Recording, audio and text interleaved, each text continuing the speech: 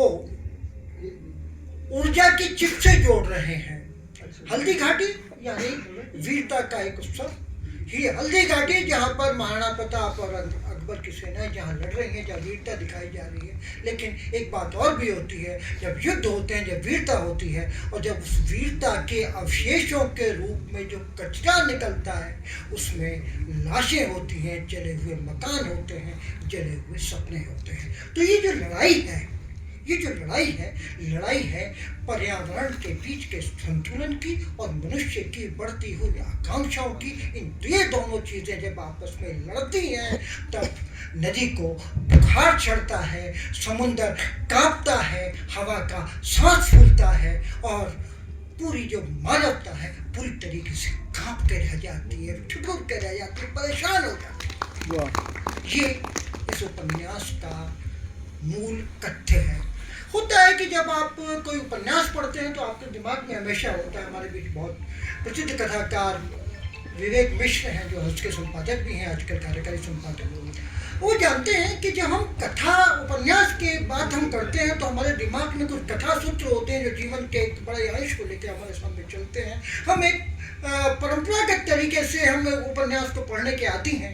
लेकिन जब हम ये उपन्यास पढ़ते हैं जो प्रयोगात्मक उपन्यास है, जो फैंटेसी के साथ चलता है, जो फैंटेसी के साथ साथ कोरोना को साथ लेके चलता है और कहता आपसे ये है कि देखिए साहब, मैं जो हूँ, मैं वो उपन्यास नहीं है जो आप पढ़ते आए हैं गुलशन जाते प्रेमचंद से लेके बाकी सबके उपन्यास, मैं वो उपन्यास नहीं हूँ। मैं एक एब्सर्ड उपन्यास हूँ।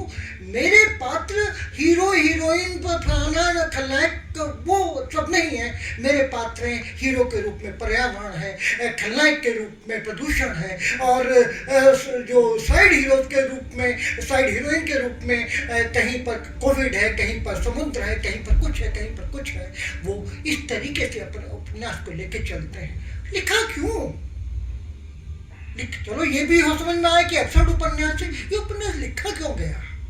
ये उपन्यास जब कोई सजग व्यक्ति, जब कोई ऐसा व्यक्ति जो पूरे आसपास के वातावरण पर अपनी निगाहें, आंखें, कान खोल के रखता है, सब देख रहा है कि क्या क्या दुनिया में घट रहा है और उसके आने वाले समय में उसके क्या क्या परिणाम होंगे, इस प्रदूषण के कारण क्या होगा, इस पूरी दुनिया पर इसका क्या प्रभाव पड़ेगा। जब वो बेचैन होता है, उस बेचैनी के कारण वो अपने जीवन के 5, 7, 8, 10 साल उसमें लगाता है और फिर वो एक किताब लिखता है जिसमें उपन्यासिक कथा सूत्रों का तो इस्तेमाल करता है, लेकिन बेसिकली वो एक शोध ग्रंथ दे रहा है समाज को। वो बता रहा है देखिए पर्यावरण को नुकसान पहुंचाने के ये खतरे हैं, ये चीज़ें होने वाली हैं, आप इनको इस तरीके से बचा सकते हैं।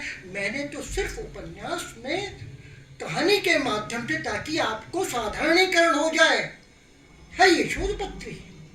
ये जो इसकी एब्सर्डिटी है, ये सब इसी बात पर निर्भर करती है कि मैं अपनी बात को पर्यावरण के साथ जो लड़ाई लड़ रहा है, प्रदूषण जो वैचारिक स्तर पर लड़ रहा है, जो सामाजिक स्तर पर लड़ रहा है, जो भौतिक स्तर पर लड़ रहा है, भौगोलिक स्तर पर लड़ रहा है, मैं उस सारी लड़ाई को, उस सारी बेचैनी को अभिव्यक्त कर देता हूँ इस किताब के नाम से, जिसका नाम है हल्दी घाटी का कचरा और ऊर्जा चिप। मित्रों, बात उपन्यास की नहीं है। उपन्यास तो हम लोग रोज ही पढ़ते हैं, हर महीने 8-10 उपन्यास पढ़ने पड़ते हैं। लेकिन कुछ उपन्यास अपनी एब्सर्डिटी के बावजूद, अपनी जो एक गैर परंपरागत जो स्ट्रक्चर है उपन्यास का, उसके बावजूद आपको प्रभावित करते हैं। और वो इसलिए प्रभावित करते हैं कि वो नई बात कहने की कोशिश कर रहे हैं। दूसरी बात, उपन्यास का भी काम क्या है, वो जीवन के एक बड़े कालखंड का, भाई लघु कथा छोटी सी घटना का की पूर्णता, कहानी एक जीवन के कालखंड की बात, और उपन्यास जीवन के एक बड़े कालखंड का कथात्मक विवरण, कथात्मक विस्तार उपन्यास में होता है। यहाँ पर किसका विस्तार है?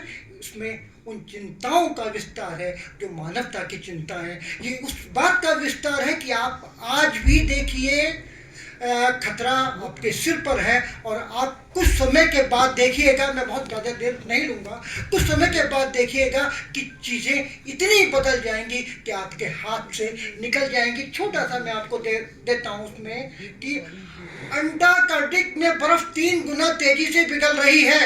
जब उपन्यास का अंत होता है, हीरो हीरोइन मिल नहीं जाते हैं, विलेन ने कुछ कर नहीं दिया है, कुछ सुखांत दुखांत कुछ नहीं है, कुछ सवाल हैं जिसके लिए हमारे लिए, आपके लिए, हर उस व्यक्ति के लिए जो जानना चाहता है, जो अपनी पीढ़ियों के लिए एक ऐसी चीज़ देना चाहता है कि जो शुद्ध हवा हमको मिली, जो शुद्ध पानी हमको मिला, वो हमारी पीढ़ियों तक भी बचे। वो जो बेचैनी है वो अभिव्यक्त होती है। अंटार्कटिक में बर्फ़ 3 गुना तेज़ी से पिघल रही है।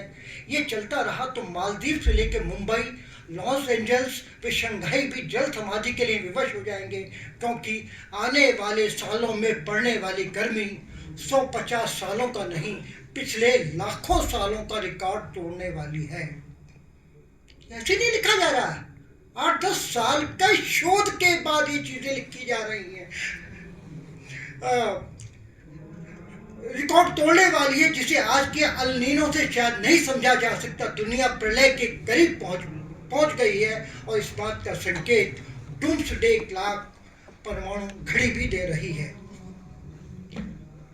मित्रों, जब मैं इन पंक्तियों को पढ़ रहा हूँ, जब हम जैसे लोग इन पंक्तियों को पढ़ रहे हैं, एक बेचैनी, एक घबराहट, एक परेशानी हम लोगों के अंदर आ रही है कि सचमुच ऐसा होने जा रहा है।